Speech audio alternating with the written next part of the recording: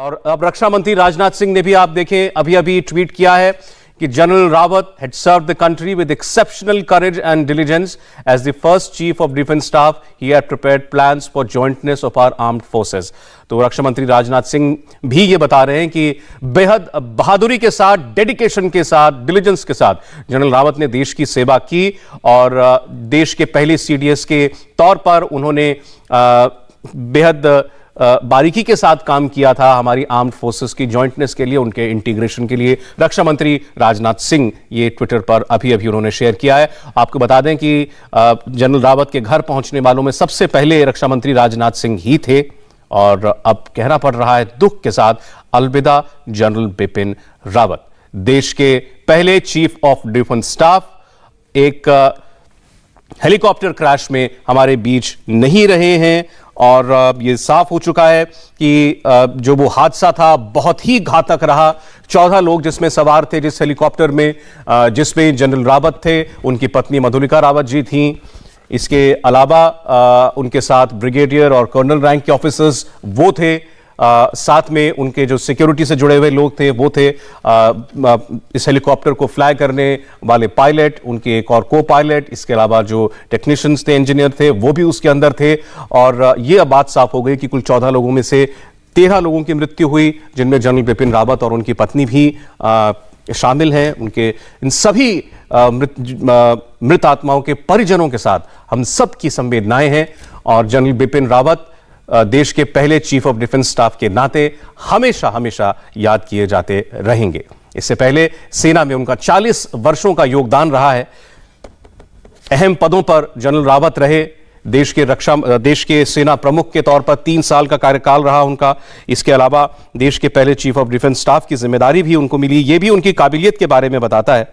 तो ये अभी अभी जो खबर आई है, अब इसको आपने देखा राजनाथ सिंह जी ने भी इसकी पुष्टि कर दी है। इससे पहले इंडियन एयरफोर्स ने सबसे पहले इसके बारे में जानकारी दी थी।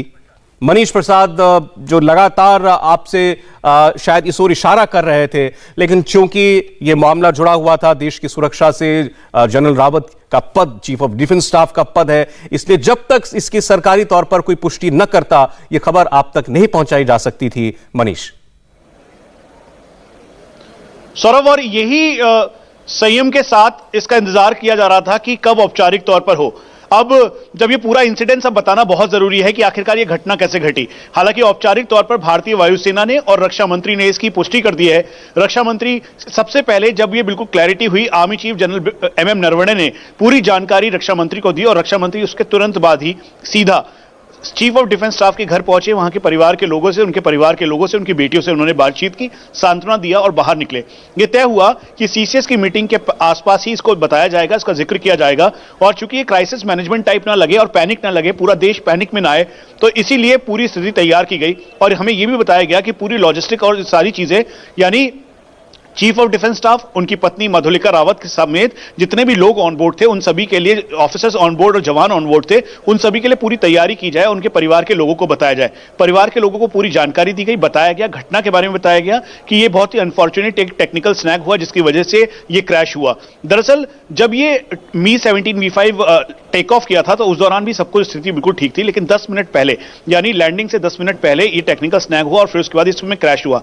सौरभ, अब इसमें पूरी जानकारी के साथ हम आपको बता दें, इसमें chief of defence staff general Bipin Rawat, उनकी पत्नी मधुलिका रावत, साथ में ब्रिगेडियर लीडर जो कि उनके डीए, उनके आप समझ लीजिए कि उनका कार्यभार देखने वाले इस समय सबसे इंपॉर्टेंट और इंपॉर्टेंट पोजीशन पे थे। उसके अलावा उनके एसओ लेफ्टिनेंट कर्नल हरिंदर जो कि गोरखा ऑफिसर और बहुत ही हाईली ब्रेव ऑफिसर आप उन्हें कह लें। उसके अलावा 5 पीएसओ जो कि एक सहायक के तौर पर जनरल बिपिन रावत के साथ हमेशा रहे हैं, हमेशा से रहते हैं। और ये पीएसओ चेंज हो जाते हैं, लेकिन ब्रिगेडियर लीडर और साथ में लेफ्टिनेंट कर्नल हरिंदर हमेशा उनके साथ रहते हैं। ये प्रोटोकॉल है। और उसके बाद विंग कमांडर पृथ्वी जो कि 10 नाइट स्क्वाड्रन भारतीय वायुसेना की, जिसे नाइट स्क्वाड्रन कहते हैं, और उसको हाई ऑल्टीट्यूड और साथ में इस तरीके से 1962 का वॉरफेयर हो या अभी का वॉरफेयर हो, बहुत इस यूनिट को एक्सपीरियंस रहा है। और विंग कमांडर पृथ्वी खुद डेकोरेटेड और हाईली प्रोफेशनल पायलट हैं, जिनको वो इंस्ट्रक्टर ग्रेड के थे और उनके आर्ट्स भी बहुत ज्यादा थे और वो बिल्कुल पूरी तरीके से इक्विप्ड थे। पूरा टेक्निकल चेक किया गया, उसके बाद एक्सटर्नल चेक किया गया, मेंटेनेंस चेक की गई और उसके बाद ही फिट फॉर फ्लाइंग था वो। उनके साथ स्क्वाड्रन लीडर जो रैंक ऑफिसर और एक इंजीनियर और साथ में ग्रुप कैप्टन विवेक थे। ग्रुप कैप्टन विवेक वहां पे डायरेक्टिंग स्टाफ हैं स्टाफ कॉलेज के, वो ये सभी लोग मौजूद थे। इस समय सिर्फ ग्रुप कैप्टन विवेक की हालत बहुत ही गंभीर है, वो मिलिट्री हॉस्पिटल में उनका इलाज चल रहा है। जिस एक व्यक्ति के बारे में हम लगातार जिक्र कर रहे थे, ये ग्रुप कैप्टन विवेक, और हमारी दुआएं कि वो जल्दी वो जो स्वस्थ हों। ग्रुप कैप्टन विवेक, आप बता रहे हैं कि वो वेलिंगटन से आए थे रिसीव करने के लिए जनरल रावत को? हाँ बिल्कुल सौरभ, जिस ऑफिसर का हम जिक्र कर रहे थे कि जो इस समय वेलिंगटन से करीबन 3 से 4 की संख्या में जो ऑफिसर्स थे, उसकी अगुवाई, क्योंकि 3 तो भारतीय वायुसेना के ऑफिसर थे और डीसीसीएस यानी आप ये समझ लीजिए कि डायरेक्टिंग स्टाफ ऑफिसर के तौर पर जो ग्रुप कैप्टन विवेक हैं वो इनको लेने आए थे और यही इनको लेकर वापस जा रहे थे। उसी दौरान ये क्रैश हुआ और क्रैश में इस समय ग्रुप कैप्टन विवेक की हालत बहुत ही गंभीर है। हालांकि मिलिट्री हॉस्पिटल में पूरा उनका इलाज चला जा रहा है और इस समय air chief marshal V R Chaudhary खुद वहां पर मौजूद हैं। लेकिन अभी तक की सबसे बड़ी खबर है, पहले देश के पहले बने chief of defence staff general Bipin Rawat अब हमारे बीच नहीं रहे। उनकी पत्नी मधुलिका रावत, जो कि एक मदर फिगर है पूरी सेना के लिए, आर्म फोर्सेस के लिए, वो अब नहीं रही। उसके अलावा जो बाकी जो ऑफिसर्स और जवान हैं, उनके परिवार के लोगों को इन्फॉर्म कर दिया है सौरभ। तो जनरल रावत का बहुत ही दुखद देहांत आज इस हेलीकॉप्टर क्रैश में हुआ और जैसा हम आपको बता रहे हैं कि हमेशा उनका नाम याद रखा जाएगा देश के पहले defence chief of defence staff के तौर पर। और आज वक्त है कि उनके 4 दशक लंबे इस सैन्य अनुभव के बारे में, करियर के बारे में भी सबको जानना चाहिए। देश के पहले सीडीएस तो वो थे ही, इसके अलावा देश के 27वें थल सेना प्रमुख भी रहे थे। इस आर्मी के उप प्रमुख का पद भी उन्होंने रखा। 1978 में आर्मी में कमीशन हुए थे 11 गोरखा राइफल्स में। 4 दशक का लंबा अनुभव जिसके दरमियान उन्होंने अनेक पदों पर काम किया। फॉरेन पोस्टिंग्स भी उनकी रहीं और इसके अलावा मिलिट्री ऑपरेशंस में उन्हें महारत कही मानी जाती थी उनकी। एनडीए, आईएमई और डीएससी से उनकी ट्रेनिंग हुई और एमफिल और पीएचडी की डिग्री भी जनरल रावत ने प्राप्त की थी। इसके अलावा आपको बता दें पौड़ी गढ़वाल में उनका जन्म हुआ था।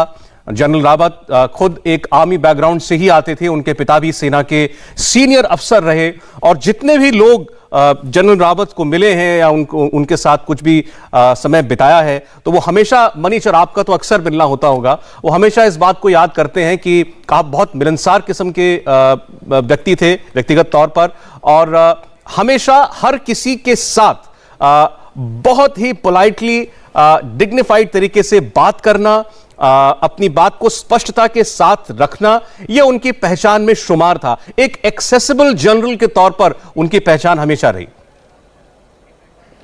सौरभ, आपको ध्यान होगा, पहले तो एक करेक्शन दे दूं, ये ग्रुप कैप्टन विवेक नाम है उनका, वरुण नाम है। ग्रुप कैप्टन विवेक में गलती से बोल गया, उनका नाम ग्रुप कैप्टन वरुण है, जो कि डायरेक्टिंग स्टाफ ऑफिसर हैं डीसीसीएस के। अब जनरल रावत के बारे में जिक्र, सौरभ आपको ध्यान होगा जब आप भी उनसे मिले थे तो बहुत ही हम्बल हैं, डाउन टू अर्थ हैं और बिल्कुल आपके उसी टेम्परामेंट पर आकर वो बात करते हैं। खासतौर पे इस समय अब उनको हमेशा के लिए याद किया जाएगा जो रीस्ट्रक्चरिंग प्रोसेस उन्होंने शुरू किया, इंटीग्रेटेड बैटल ग्रुप के बारे में जिक्र किया और साथ में जॉइंटमेंटशिप की बात की, सिंगल विंडो सेटअप किया और साथ में जो बीच में डीएमए को स्ट्रक्चरिंग की उन्होंने, यानी डिपार्टमेंट ऑफ मिलिट्री अफेयर्स को जो स्ट्रक्चर करके जो तैयारी की, वो एक बहुत ही मील का पत्थर है और इसको हमेशा याद रखा जाएगा। खासतौर पे जो जनरल रावत से जब हमारी बात हुई थी, जब वो टेक ओवर कर रहे थे, जब उनका ऑर्डर आया था तो उन्होंने कहा था कल से मैं सीडीएस हो जाऊंगा और वो बहुत एक्साइटेड थे अपने बैचेस को लेकर कि मैं किस तरीके का बैच होगा, क्या होगा और नए तरीके के जो बैच फॉर्म होंगे वो क्या होंगे। उसके बाद मैंने उनसे ये सवाल जरूर पूछा था कि आपने, जब मैंने आपसे पूछा था कि पाकिस्तान, जब वो चीफ थे, कि पाकिस्तान के अगर आतंकवादी आते तो आप क्या करेंगे, तो उन्होंने कहा 2.5 फुट नीचे भेज दूंगा।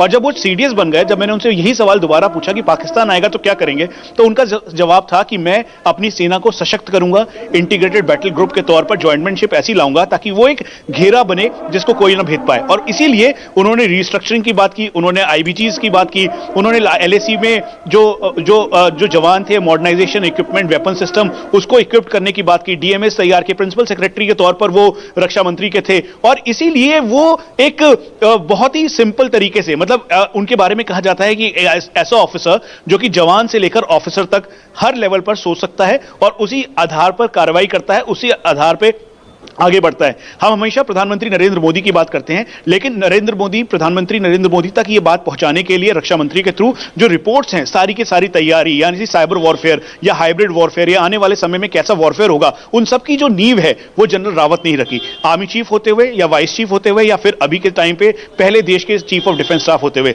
हमने उनसे ये भी पूछा था कि आपकी प्राथमिकता, आप हमेशा ट्रेवल करते हैं, आप हमेशा बाहर जाते हैं, घर परिवार की बात क्या है? तो उन्होंने कहा था कि मेरा साया, मतलब उनकी वाइफ जो है वो हमेशा उनके साथ रहती है और वो हमेशा उसी लिए जो उनका टेम्परामेंट है वो हाईली बिल्डअप होगा। सौरभ, जब आपको ध्यान होगा कि हम अफगानिस्तान में थे तो उस दौरान भी उन्होंने मुझे इस बात का जिक्र किया था कि मैंने कहा था कि जो अफगानी इस समय फौजी हैं जो यहां पर हैं, उनका क्या करेंगे, क्या उनको हम वापस भेज देंगे जो यहां पर इंडियन अकेडमी में ट्रेंड हो रहे हैं? तो उन्होंने इस बात का जिक्र किया था। उन्होंने कहा था कि भाई वो अच्छा है, वो हमारे ट्रेंड हैं, हम उनको वापस भेजेंगे, वो हमें इंफॉर्मेशन लाके देंगे। तो इस तरीके से हर सोच के साथ हाईली इक्विप्ड सोच थी उनकी, हाईली मॉडर्न सोच थी, और वही मॉडर्नाइजेशन ऑन ग्राउंड जवानों के पास दिख रहा था। 600 अगर राइफल है भारतीय सेना के पास तो वो दिख रहा था, या फिर यूएवीज, नए यूएवीज आ रहे थे तो वो था, वाइटल इंस्टॉलेशन को सिक्योर करना अलग अलग तरीके से, उन सब के पीछे कोई था तो जनरल बिपिन रावत। इसीलिए हमें यह बात भी बताया गया था कि जैसे ही उत्तराखंड के मुख्यमंत्री और साथ में गवर्नर को यह सूचना दी गई,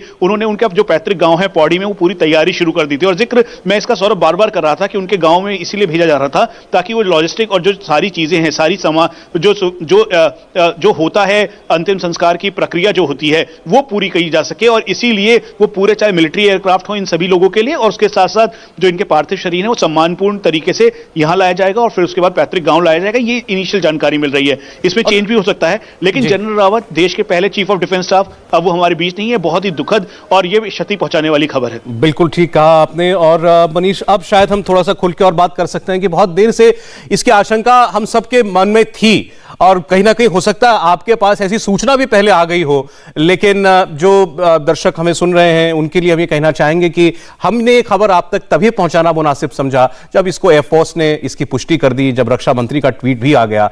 उससे पहले आप समझ सकते हैं इतने सेंसिटिव मामले में, संवेदनशील मामले पर जानकारी होने के बावजूद भी कुछ बातें शेयर न करना ही उस वक्त की दरकार होती है। आज जनरल रावत को याद करने का दिन है। जैसे मनीष ने अपने याद किया जनरल रावत के साथ उनकी मुलाकातों को, मुझे 2 बार मौका मिला था जनरल रावत से इंटरव्यू करने का। एक बार जब वो 2016 में पहली बार आर्मी चीफ बने थे, उस वक्त मेरी उनसे बात हुई थी, और दूसरा एक बार मनीष मुझे याद है कि उनका इंटरव्यू किया, वो आर्मी चीफ थे तब, और परवेज मुशर्रफ ने उस वक्त एक, जो पाकिस्तान के पूर्व राष्ट्रपति और आर्मी चीफ रहे हैं, उन्होंने एक स्टेटमेंट दिया था जो गोरखा राइफल्स जिससे आते हैं, रेजिमेंट से आते हैं जनरल रावत, जी हाँ, वो तिरछी टोपी वाला, उन्होंने एक तंज कसा था, जी हाँ, उस पर जनरल रावत ने उस इंटरव्यू में ऐसा करारा जवाब परवेज मुशर्रफ को दिया था, और उन्होंने बताया था कि ये तिरछी टोपी वाले ही थे जिन्होंने 90,000 पाकिस्तानियों का सरेंडर लिया था। 93,000, बिल्कुल सही बात है। और सौरभ, आपको ध्यान होगा उसके बाद उन्होंने जिक्र करते हुए कहा था कि ये तिरछी टोपी वाले ही थे, और परवेज मुशर्रफ और साथ में पाकिस्तान में उनका जो वो इंटरव्यू का चंक था वो काफी वायरल हुआ, और हर कोई उस समय बहुत परवेज मुशर्रफ उस वजह से बैकफुट पर आ गए थे। और आपका इंटरेक्शन जो था उसमें जब वो बात कर रहे थे, वो सैम मानिकशॉ का जिक्र कर रहे थे, वो 93,000 युद्ध बंदियों की बात कर रहे थे। और आपको बताऊं कि ये इस समय जो स्वर्णिम विजय दिवस मनाया जा रहा है उसमें भी बड़ी भूमिका जनरल बिपिन रावत की थी। उन्होंने कहा था कि ये जो लिबरेशन हुआ बांग्लादेश का, उसे हमें इस तरीके से मनाना चाहिए, बताना चाहिए, ताकि जो हमारी न्यू जनरेशन है वो भी समझ सके कि भारतीय सेना, भारतीय फौज और भारतीय सैन्य व्यवस्था उसका कितना ऐतिहासिक महत्व है, और उसी इतिहास के महत्व की वजह से पाकिस्तान को खदेड़ा, चीन को लताड़ा और उसके बाद बांग्लादेश को आजाद करवाया। तो ये एक सोचे समझे तरीके से, इसीलिए 11 तारीख से लेकर 14 तारीख तक चीफ ऑफ जनरल स्टाफ के नेतृत्व में ही, यानी डिपार्टमेंट ऑफ मिलिट्री अफेयर्स के नेतृत्व में ही यहां पर यह पूरी तैयारी की जा रही थी। लेकिन मैं फिर से वही सौरभ, वही बात कह रहा हूं कि इतना नॉस्टैल्जिक, इतना क्षतिपूर्ण,